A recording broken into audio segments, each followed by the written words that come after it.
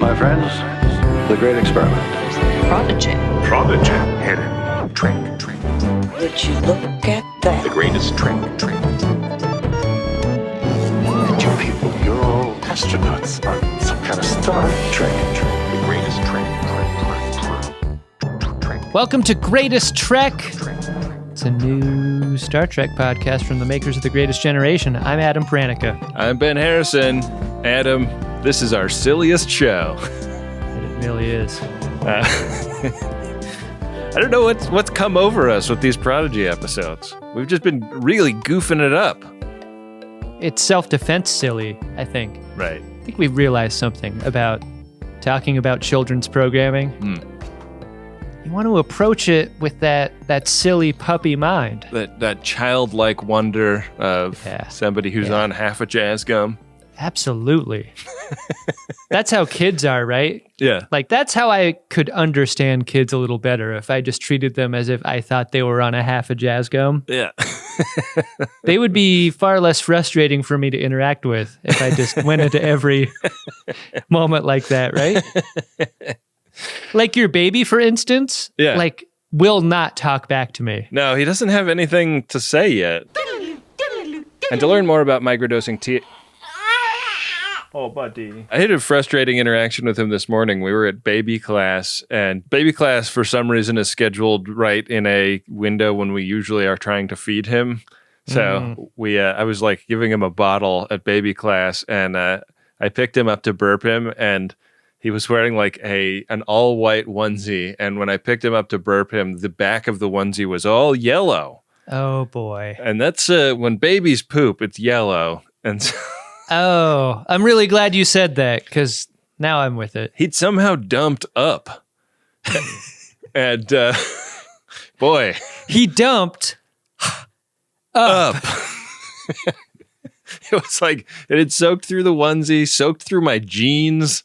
Like I was sitting cross-legged on the floor with him in my lap, and it was like all over the legs of my pants. You're not supposed to wash denim that often, but I bet you're doing a lot of jeans laundry, huh? This is like a brand new pair of jeans, man. Oh, This is a birthday present from my mom and dad.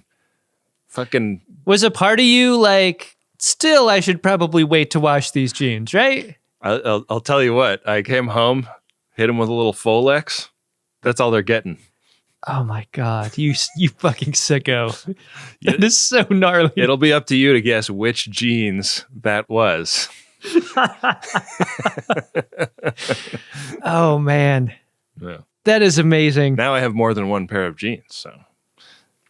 You know, someone smells really good. Who smells like Folex? Getting real liberal with the Folex usage lately. There are worse things to smell like. I think so. Yeah. Wow. It was this wild thing because it was such a disaster that my wife and I both popped up and like a NASCAR pit crew putting this kid in a new onesie and like cleaning him up. And somehow, like, I don't think anybody in the class noticed what happened. Yeah. Like, they're all like parents with little babies, so They've got their own problems. there's so many distractions in this class. I was like, I can't believe we got away with this. The thing about premium denim is that you want to Folex them inside out, right? Right? Yeah, it says that on the wash instructions inside. It says wear them into the ocean, or if you really have to put them in the laundry, Folex them inside out. Yeah. Yeah. I mean, I don't know. We'll see if the Folex does the job. The thing is, they're dirty in one little spot, not anywhere else. And I don't want them to lose their fades already. No. They're so new. I know. They have so much potential. They're never the same. They're so crispy right now. Yeah. Now they're crispy for a different reason. But you like that original crisp. Yeah. Not this new crisp. No. This yellow Folex crisp. Well, hopefully just Folex. Hopefully the Folex takes the yellow out. You get that new Folex drip, don't you, Ben? Yeah, I got the Folex drip. I should probably go down to that cough syrup store on Melrose and get some other accoutrements to go with it. Let's go on a field trip there. What was it called? Gosh, I can't believe it's all cough syrup or something. You'd never believe how much cough syrup is in here, is the name of the store in LA.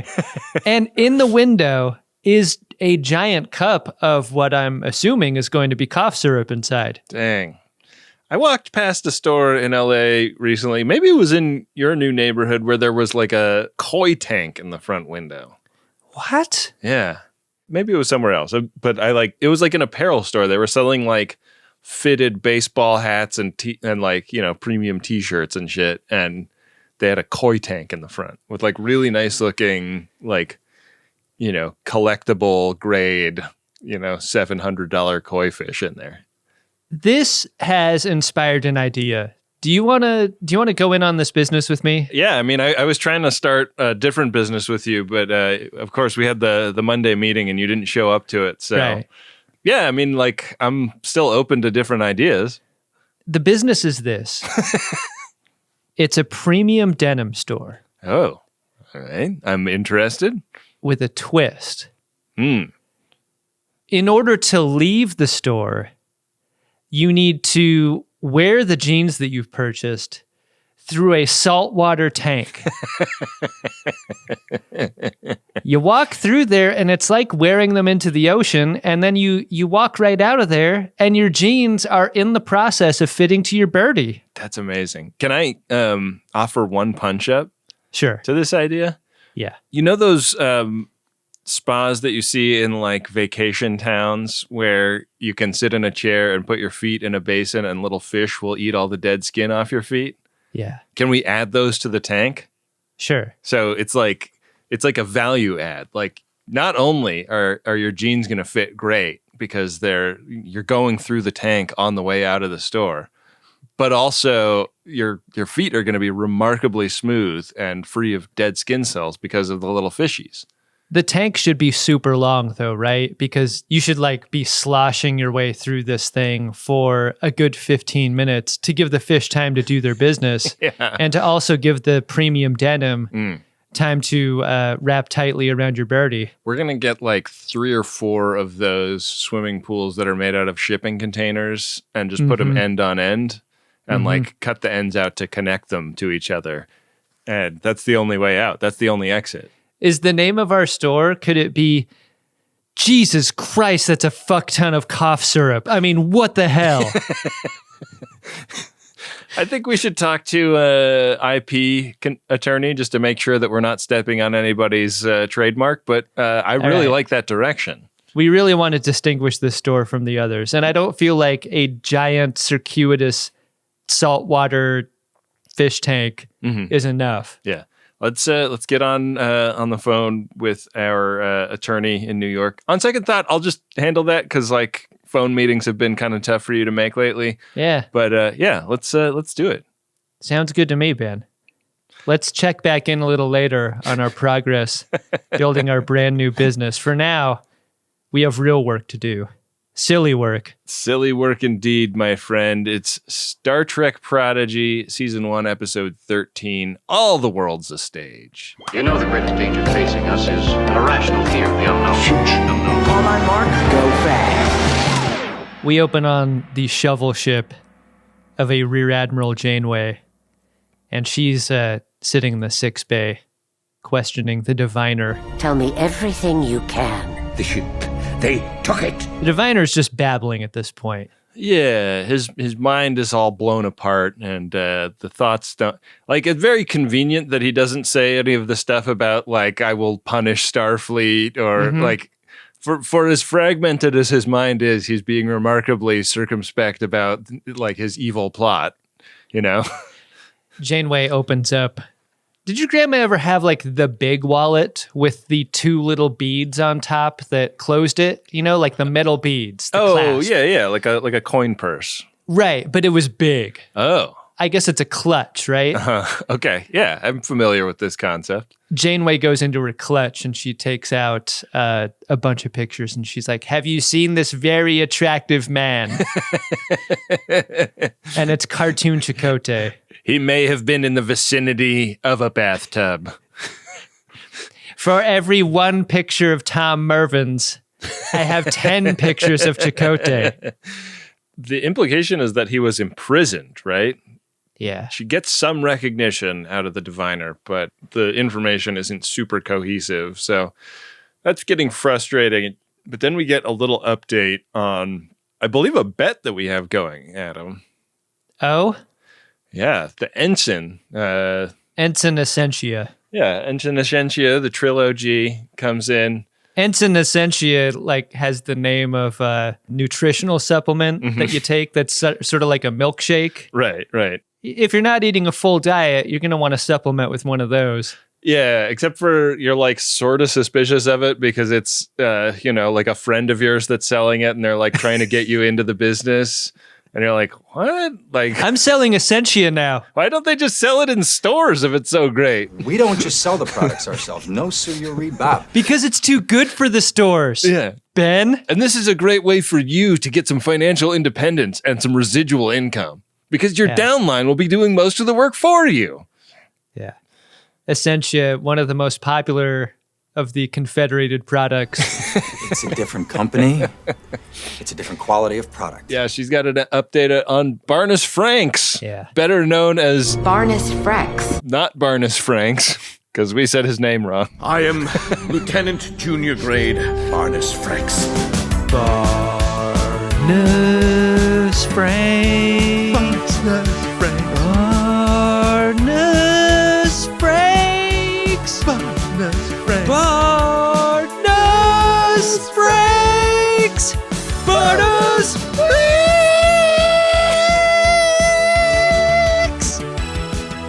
I like our version better. I do too. And in our defense, there's no way to get a spelling on a character name when we're watching these, ahead of air date as screeners, I know. That's what it sounded like. That's what it sounded like in the episode with him in it. You know what, Ben? In society these days, you better not change your mind about anything. It's Barnes Franks on this show. In spite of all other evidence. Yeah. It's Barnes Franks. We're learning from the new Twitter about how to think. Yeah, his escape pod was crash landed and he was rescued by an unidentified ship. Sure, it looks that way, Ben, but until we see a living Barnes Franks, I don't think there's any cashing of this bet to be done yet. No, I think that's fair. Or a corpse, I should say. Show me a corpse or a living Barnes Franks. Yeah, I want something definitive. Yeah. But this is when Janeway takes over the investigation. She says she wants a hard target search. We're going to set up checkpoints at 40 miles. She wants us to check every outhouse, doghouse, and hen house in that radius. Find him. Etc., etc. Very telling here that Janeway is still referring to the diviner as their guest.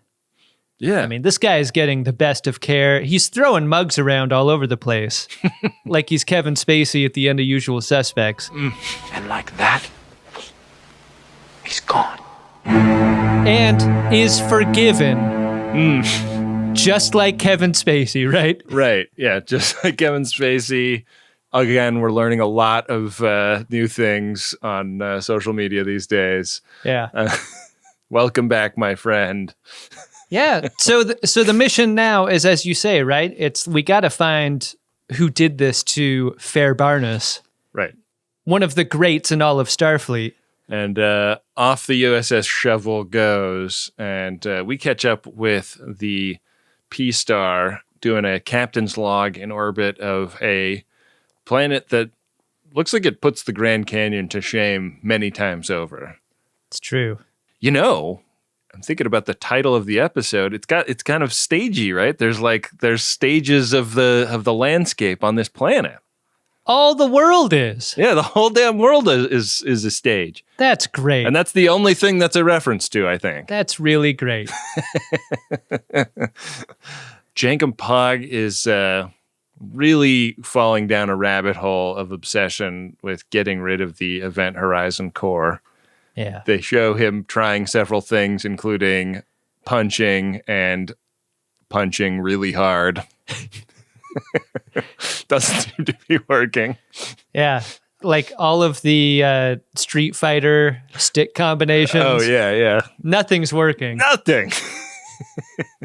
He tried even doing like ABAB, up, down, select, start. That didn't do anything. Yeah. Who was your Street Fighter character? I like Dalsum, personally. Oh, yeah. I think it kind of appealed to my innate cowardice that I could punch from a very far distance away with Dalsum. Yeah. I was not good with the stick and button combinations, so Chun-Li was my fighter because I feel like her special moves were especially easy to do for me. Yeah, I never learned any of the combos, and anytime Yeah. I did one, it was by sheer button mashing luck with that game. Yeah. I didn't even, like, one of the things about being an only child with few friends was, like, I didn't even know where you could find out about the button combos. Oh, man, that's right. Because, yeah, to do that or to go to a video arcade, you'd have to go by yourself. Yeah. That's a tough moment. You slap your quarter up on the thing, get in the line, and then learn about Street Fighter alone. That's a wasted quarter, my friend. You lose. That's probably why I didn't ever take to gambling. You're going to have a bad day at the arcade Yeah. on that day. Not going to be fun.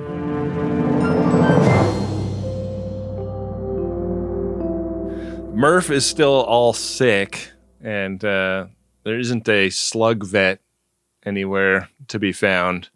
It seems like the fact that Murph is like desperately ill should be like a higher priority for the crew, but they've decided to respond to a distress call rather than worry about helping Murph. Yeah, that part got me down.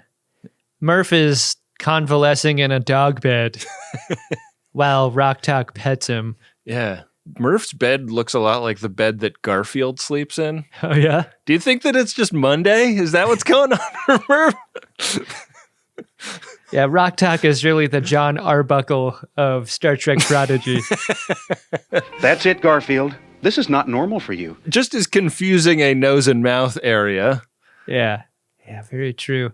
This fortunately gets Rock Talk and Murph out of Dustbuster Club duty. And I mean, it's something that Jenkum Pog wants to avoid also, but he gets roped into this one and beams down with Dal, Gwyn, and Zero. I get the feeling that Jenkum Pog would also use Dalsum. Right. I mean, he's got the like go-go gadget arm, so it would be like more verisimilitude to what he's used to anyways, but he's also, like me, a coward. God, Dalsum was such a pain in the ass to fight in Street Fighter. You think you're safe all the way across the screen? You're not. You're getting punched in the fucking face. Yeah. Yeah. Or like, I feel like I always did like crouch punches and crouch kicks. Oh, I hated that. And Street Fighter makes the case that getting like kicked in the foot is like just as bad as getting punched in the head. Yeah. I mean, have you ever dropped anything on your foot? It hurts like hell. Yeah, it does hurt. I get it. It hurts like the Dickens. And I remember Street Fighter characters going, "Oh, that hurt like the Dickens. Oh, Duke, oh. Ouch, my foot. Ouch, my foot. Foot pain, foot pain, foot pain. And you're using that same foot to destroy that Lexus, right? What's up with the middle levels when you're just destroying a car? Yeah. It's like, what do you think you are? Michael Jackson? Who's also been redeemed? He's also good now. Hold on, I haven't been on Twitter in the last hour. Really? Michael Jackson's back? Yeah. MJ's back? Yeah, and he's got the blue check. That totally makes my new blue check feel like shit now, if anyone can get it. No, don't worry about it. It's good. All right, I'm keeping it then. The away team beams down, and it's Dal, Gwyn, Zero, and Jenkum, and they materialize on this kind of verdant green planet, and the beam down looks a little messy. It's like a little like... And they comment on this, but they're not like super concerned. No. I feel like I would be like very concerned with any variation in the thing that takes me apart atom by atom and puts me back together. Yeah, absolutely. They don't linger on this as much as a normal person would. No. So they're exploring a little bit. They pick up life signs. there's lots of interference on this planet, and they push some like grass aside, and two people dressed in green Starfleet uniforms shoot Jankum Pog. Yeah. That's one way to bail out of this mission. I feel like not enough is made of the fact that Jankum Pog was like super afraid of going on this mission and gets shot within minutes of being down. This is really the first example of the minor differences that the inhabitants of this planet believe in as it pertains to their version of Starfleet, right? Right. Starfleet shoots first in this case, and in this instance, it's a planet full of Tin Man. Tin Man. Because we're introduced here to James T. and Sulu. Yeah. It's a Starflight landing party. They're affiliated with an organization called Starflight, and they're very excited to see the uniforms that the kids are wearing. Yeah. I thought these the Kirk and Sulu impressions were really fun. Yeah. This is kind of a Starfleet cargo cult. This is like an obviously more primitive people that are attempting to cosplay Starfleet and live by Starfleet values despite a very vague sense of what that means or why. It's a planet that seems like it's fully inhabited by step parents who are just trying to get to know what their kids are into and are just like getting little things wrong at every turn. Right. Yeah. It's lucky that they took to Star Trek and not what they would call Seinfeld or Teenage Turtles or... Ben, I really love your mother very much, and I just want to say live logs and proper. Thanks, Uncle Adam. Cool. So the away team gets brought to the leader of these people, and the plan at that point is to play the logs for them to see, but these aren't logs that you watch on a TV. This is a Rushmore style play that they sit down to watch. I wrote Rushmore style play in my notes. Also, you'll find a pair of safety glasses and some earplugs underneath your seats. Please feel free to use them. I had assumed this would be the story of like our main bridge characters, but the main character is named Ensign. Yeah. And he's the only one wearing a red shirt. It's an elaborate red shirt joke as an episode. I am Ensign, bearer of crimson, bravest among us. And this poor guy crashed on this planet and, taught them the values of Starfleet, but they weren't listening that closely when he said what the name of it was. Yeah. Yeah, I mean, like, they say, like, this happened 100 years ago at one point in this episode. It seems like the generational decay is way more advanced than it would be in 100 years. Sure. I don't know.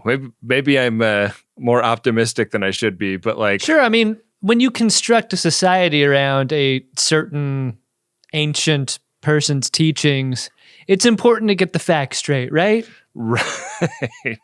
Yeah. I mean, because you might wind up just kind of reinterpreting everything that person said to confirm the things that you already want to believe. Right. Yeah. And that would be bad, right, Adam? Very, very bad. The important stuff is that these people are all kind of like inhabiting the roles of people from Star Trek, the original series. Yeah. A joke that I'm sure would be delightful to a 7-year-old that's watching this as their first Star Trek thing. Yeah. And they're also all afraid of something called the gallows that lives in the woods near their settlement. Right. And I don't know if we said it, but their settlement is like a big, like, tin ramshackle attempt at recreating the Enterprise. Welcome to New Enterprise. They couldn't get the saucer section right, so it's all just kind of like a long thing on the ground, but it has nacelles. Tin shuttle.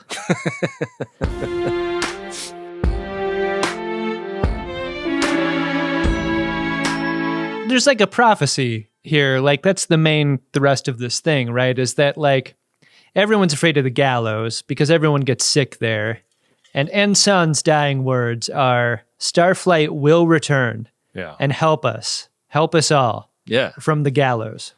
Right. And some people are really sensitive about the gallows. It's a dark way to go. But for those of us who use humor as a coping mechanism, gallows humor can be the only way in a dark time. It's really true. Dal and Gwyn argue about whether or not the play is good after seeing it.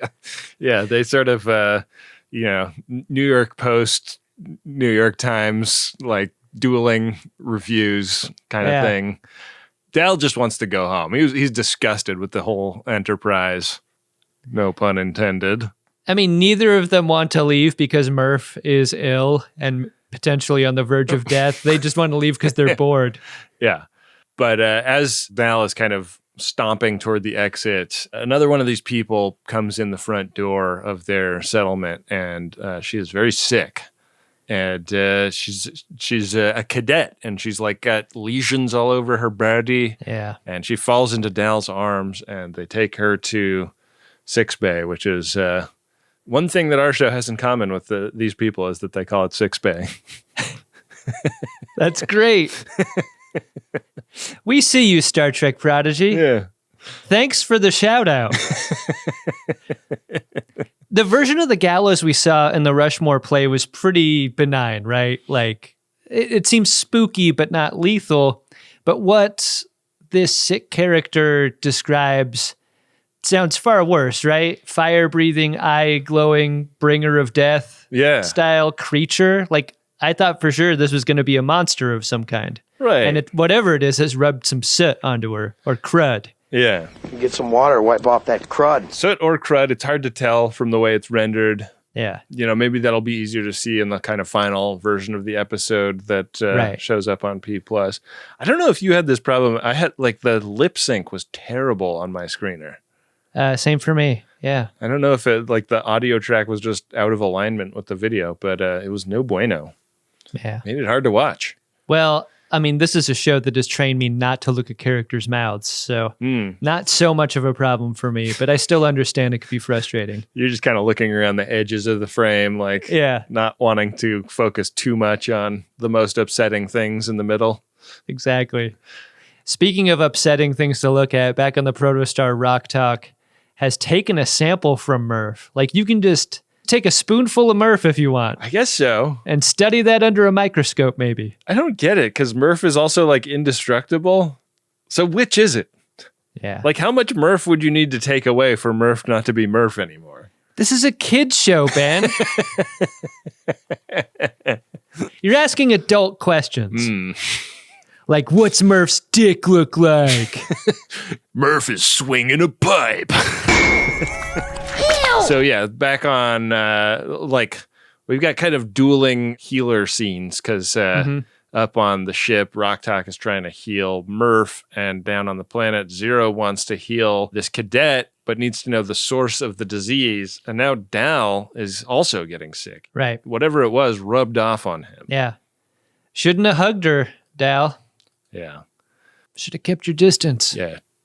Be careful around unclean women, Dal. This is something you learn early. And that is the moral of this episode of Star Trek Prodigy. Or unclean men, Adam, or unclean NBs. You just want to make sure that people are like getting tested and know what they got. Right. Before you, make skin to skin with them. Yeah. In this sickbay, there's not a lot of paper on the examination tables. Right. Yeah. And what paper there is, they've poked holes in. Yeah. Excuse me, that's Vanessa and that's mine. We take an elliptical edit for a ride because Rock Talk, Pug, and Gwyn are now wearing those EV suits that have been requested, and they're heading for the gallows. Got to go to the gallows. I guess the EV suits are to like protect them from whatever the environmental toxin is. Mm-hmm. So they're trudging off that direction. The doc's like, hey, could I have one of those? Because I've also been in close contact with the unclean.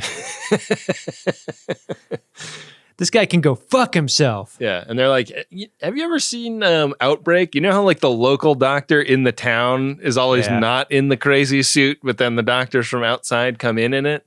It's kind of the same thing. Like, we're just considering you already exposed at this point. It's got to be a bad feeling. Yeah. You never want to be like the last person to not get the crazy EV suit. Yeah.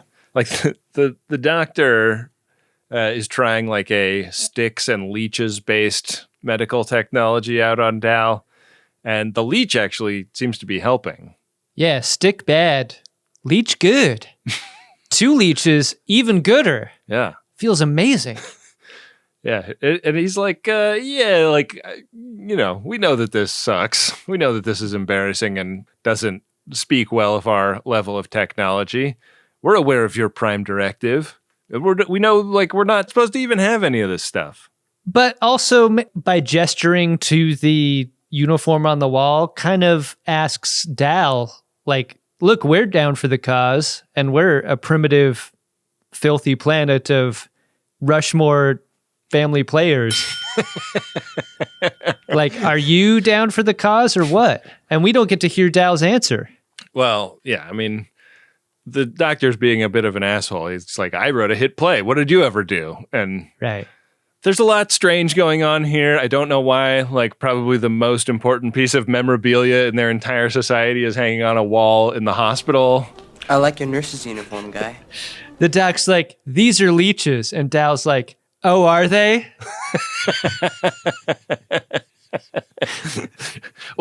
Was Jenkum Pog eating those leeches in the play scene also? Oh, man.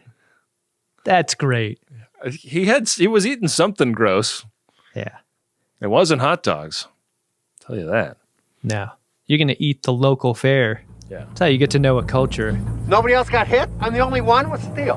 The away team goes into this hurl in the mountain, and it's a much cooler Star Trek cave than we normally get. Yeah. The rocks are aglow. It's a real dark ride of a situation in there. Yeah. They don't meet Mr. Toad, but what they do come across is the Galileo. Yeah. That's the word that got telephoned into Gallows, and it's leaking warp plasma, and it's a dilithium-rich mountain something. That's why all of the subspace interference and radiation. With every drip coming out of the shuttlecraft, it drips down into a larger pool of plasma, and then a giant geyser of dangerous plasma shoots out. It looks so dangerous to be in there. Yeah. It's a real Chernobyl-level radioactive disaster, but it's been happening in slow motion for a long period of time. So I guess their EV suits are protecting them, but the placement of the shuttle is kind of precarious. So they don't want to go onto it. But when they can't communicate back with Zero and Dal, Jenkum wants to go onto the shuttle to use the comms array that's on there. Jenkum Pog has been looking for a way out of this mission from the beginning of the episode, so not really surprising that he volunteered for this one. Very low chance of success. The only way out is through, and you could interpret it as his motivation in this ep is kind of redeeming himself after the failure of not taking the Event Horizon core out of the Protostar, but I think you're right, Adam. It's much more likely that his motivation is just take me, Galileo. Yeah. He wants to Thelma and just Thelma his way off of the show. This is a much less successful movie. Thelma and just Thelma. Just Thelma at the wheel. Louise is okay with prison. It's just so much quieter of a film because Thelma and just Thelma doesn't have anyone to talk to. Yeah. There's no hand holding before the end. No. It's just another gear shift. Yeah. We need to score a lot of black fast. We're licensed businessmen.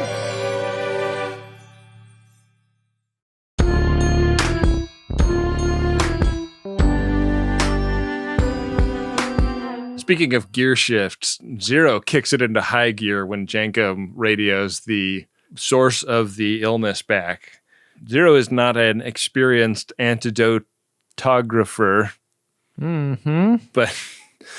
but they're able to synthesize this really quickly, and Dal is back to 100% within 3 seconds of this being administered. I'm alive! Dal! What's going on? So it's great news for everybody. Great news all around. When Dal is cured from the concoction that Zero made, no sign that the leeches remain.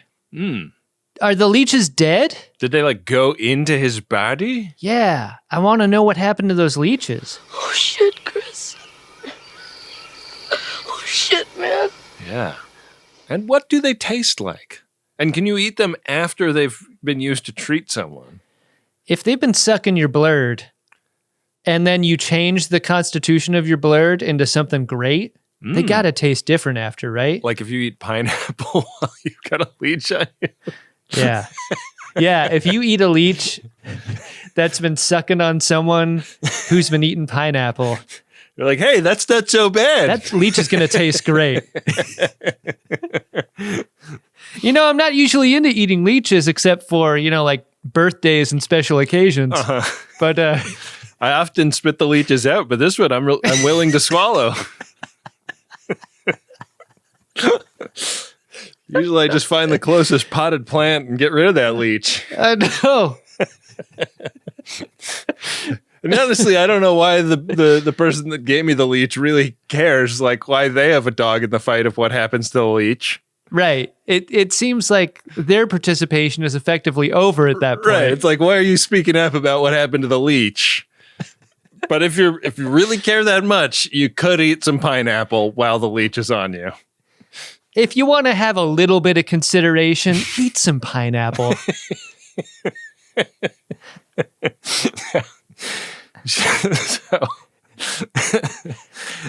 So I don't remember why there's like bangers in the mountain, but the mountain starts like falling down.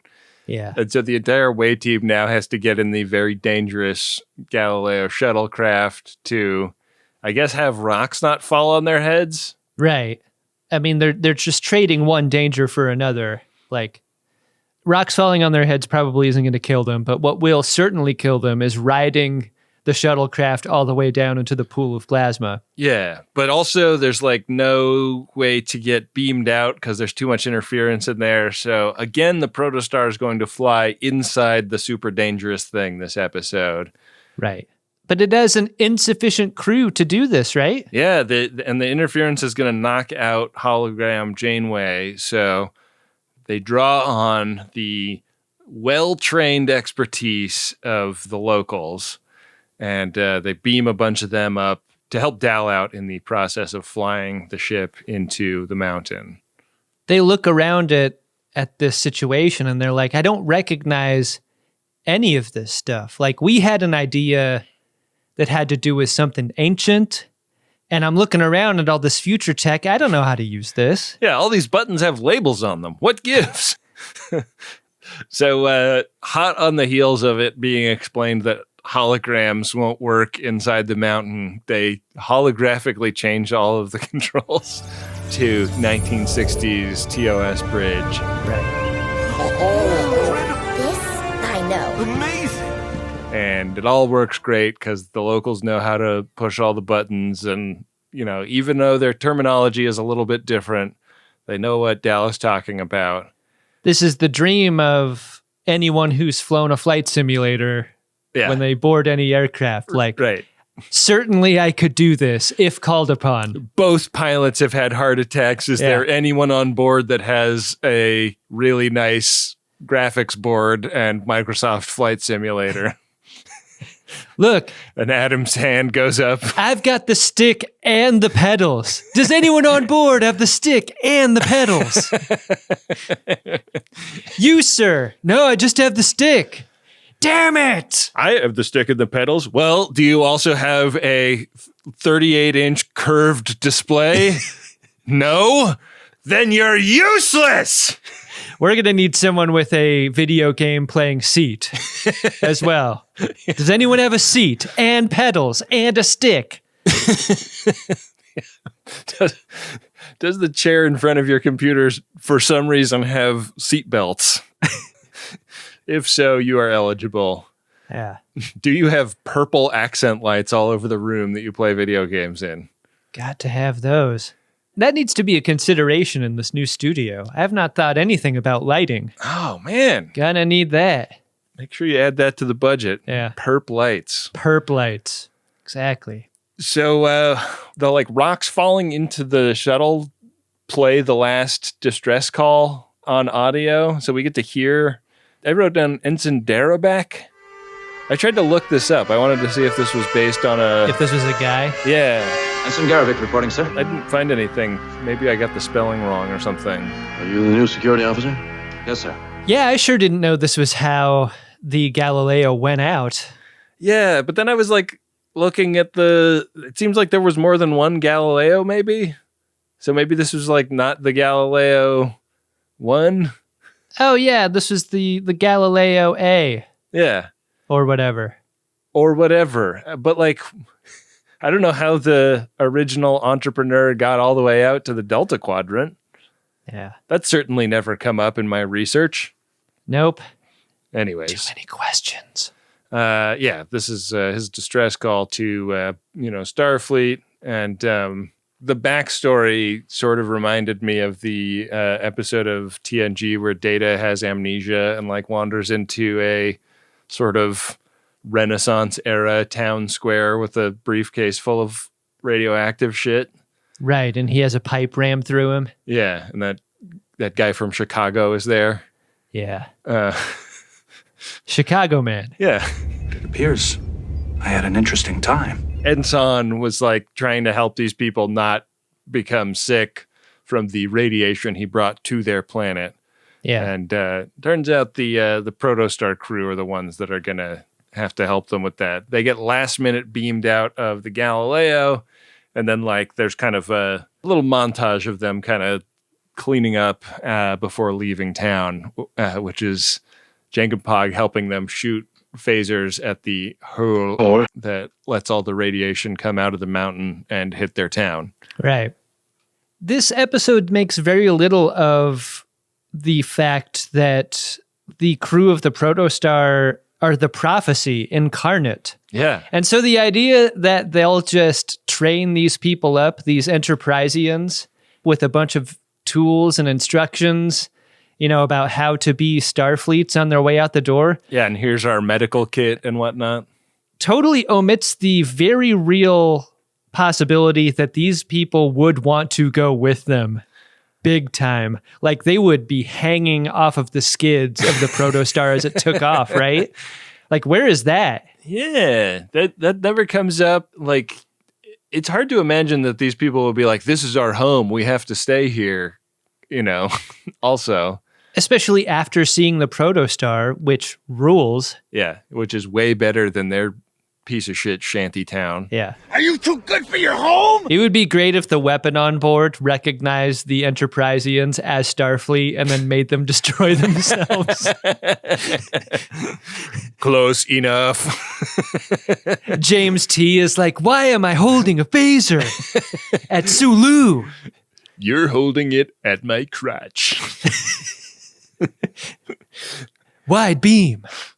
They warp out of there, and like the captain's log ends with this idea that they're going to find their way back to Starfleet, maybe without the Protostar. Yeah. Which is a nice idea. Why don't you just trade it for a different ship somewhere? Like, hey, we got a really great ship here, but we want a different one for where we're going. They got to scuttle this thing, Ben. They can't just trade it, because what if the person they trade it to interacts with a Starfleet ship? Yeah, but like... So they like save one paperclip from the Protostar, they scuttle it, and then they trade their way up to a starship. I love this. You could make a whole movie out of that. That'd be really cool. A movie that no one talks about or has thought about for many, many years. Sounds like they're conspiring to conspire. Like Traffic. Yeah. The best picture. The button has to do with Murph. Yeah. And what's left of him, Ben. He's attached to the wall. He sort of looks like the corner of the bridge in Event Horizon. He just looks like an arterial spray. Yeah. Yeah. Murph is a pupa now. Yeah. Yeah. I mean, he's dead, obviously, right? He went from being a pupa to being a pupa. That was great. Did you like this episode, Ben?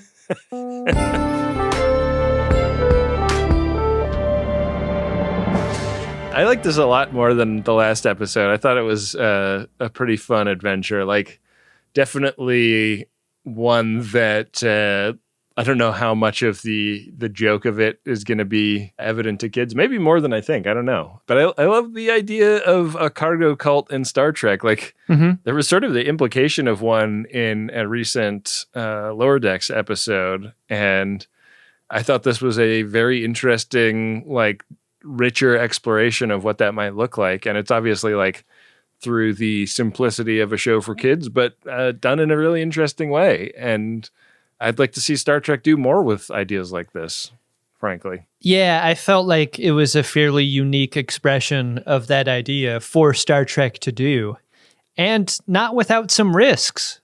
Like, when you start doing characters, I mean, Ben, that's the job of Star Trek podcasters. Right. You know, you start making fun of the characters the way that this episode does, and the way that they speak, and so forth. I mean, that's dangerous ground. And this is official Star Trek right here that's doing it. It's true. A little bit worrisome that something as official as this might start to kind of come in on our territory. I did notice that the guy doing the Scotty accent had all 5 fingers, so I think we're semi-safe in that respect. Yeah. The character voices I thought were great, and they were, like, for the most part, primary cast characters. Like, the cast of this show were doing those voices. Yeah, it was good stuff. Which I thought was a neat little trick. Wow. Well, do you want to see if there's any neat little tricks inside the Priority One inbox? Oh, yeah. Finally, our opportunity for voice work, Ben. Indeed. Priority 1 message from Starfleet coming in on secured channel. Ben, our first Priority 1 message is of a promotional nature. Wow. That message goes like this. Whether you're joining the Fenris Rangers or just trying to keep up the swole traps on your Gollum birdie, no need to be shy about joining Jim Shimoda. Wow. Set some personal goals and stack up those isolinear chips. Incredible! Jim Shimoda exists in a corner of Facebook that didn't come out of a Borg-controlled rift in space-time. Hell yeah. So the call to action is endorphins, not screeners. Wow. You know what's up. Joining Jim Shimoda is about being a little more physically fit. Yeah. Caring about what you're putting into your birdie a little bit more. Yeah. It is like an ultra positive place to do some work on yourself. I'm hearing nonstop about how great Jim Shimoda is. Yeah, everybody that we've met that identifies as a Jim Shimoda participant has been really, really cool, like after live shows and stuff. And I think that joining a workout community can be intimidating because a lot of them attract weird assholes, and it's really cool that Jim Shimoda uniquely doesn't. Yeah, yeah. It is super positive in a great way, in a way I wish every Facebook group was. Yeah. Not just talking about ours, but just social media in general. Yeah. This is a nice little carve out there. And if you're interested, highest recommendation for joining a Jim Shimoda community. Adam, we have another Priority One message here. This one's of a personal nature, and it's from Other Ben preparing for his birthday, and it is to Other Ben on his birthday. Goes like this. I have no idea what series is even being discussed in this episode, but I do know that it would have benefited from having Ro Laren in it. Play that drop, baby.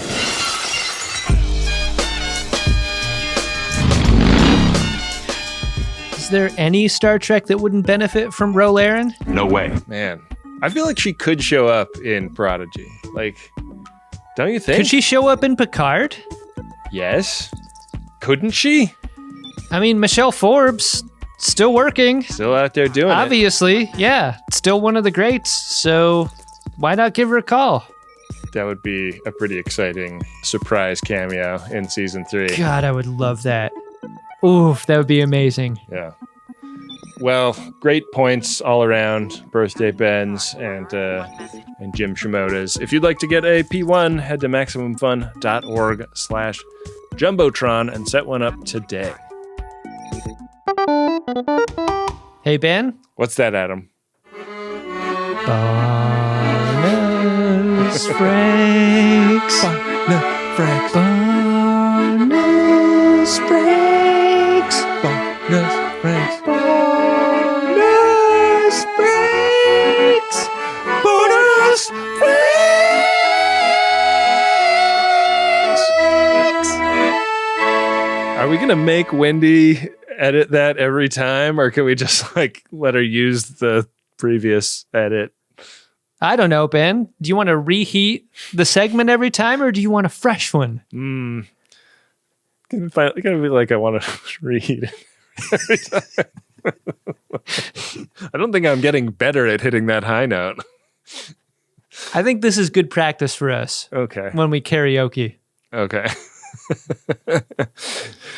I think I'm going to give it to Sulu.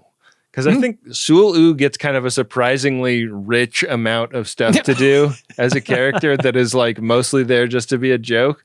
Yeah. And it's like a good impression without being like, everybody's heard this James Kirk impression, but the Sulu one is like really solid and just like a faithful reproduction of Sulu, I feel like. It's not hack like our impression. Yeah. It's like, I was like, holy shit, somebody really nailed Sulu.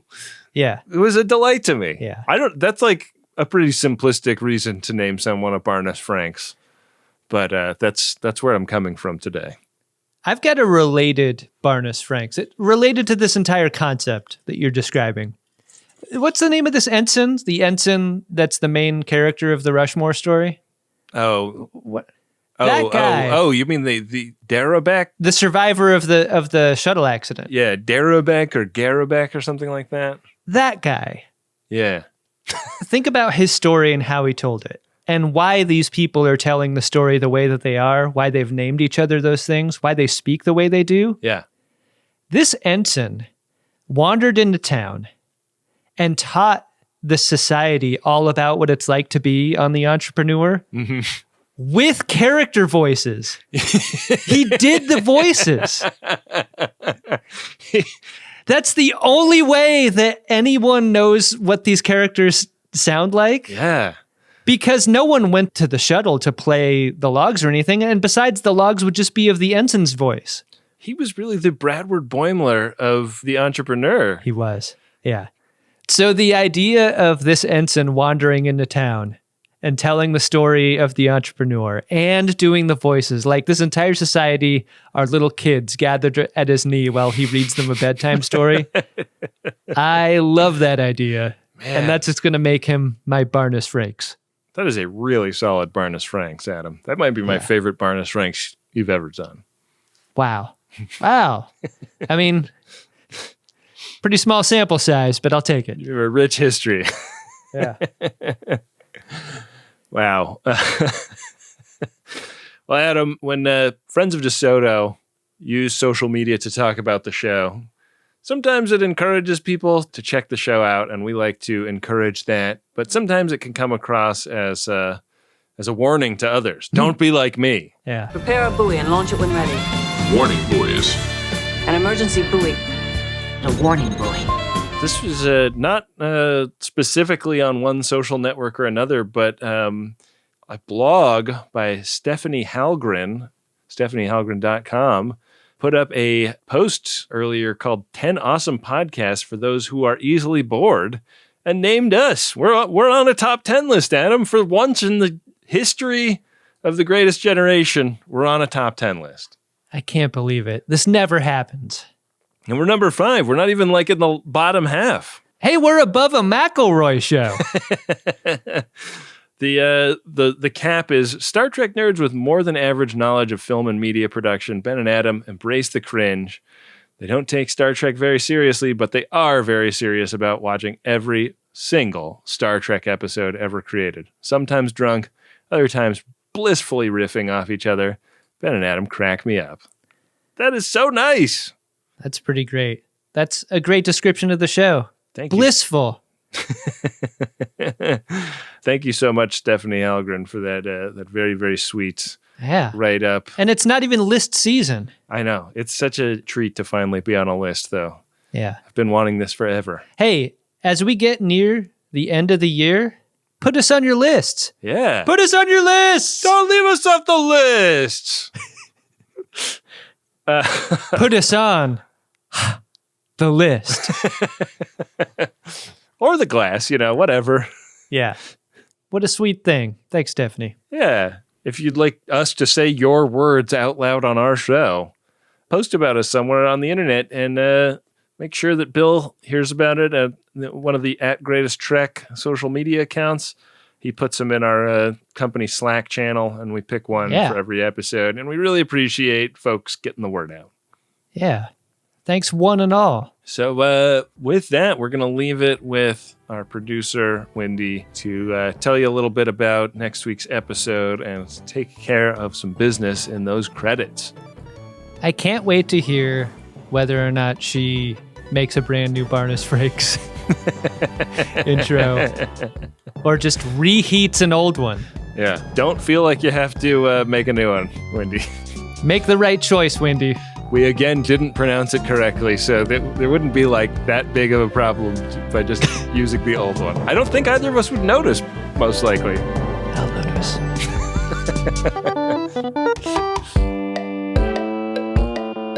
Greatest Trek is an Uxbridge Shimoda podcast on the Maximum Fun Network. It's hosted by Ben Harrison and Adam Pranica, and it's produced and edited by Wendy Pretty. Next up on Star Trek Prodigy Season 1, Episode 14, it's called Crossroads.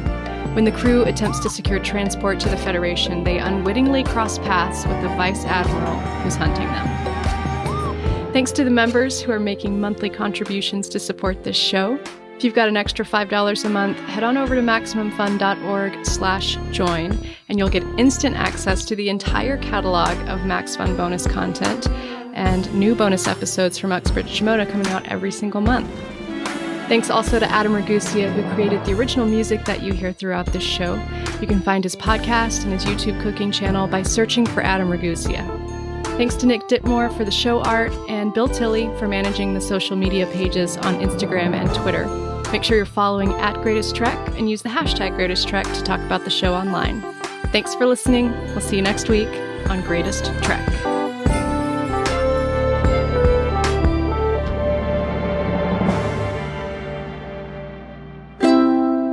MaximumFun.org. Comedy and culture. Artist owned. Audience supported.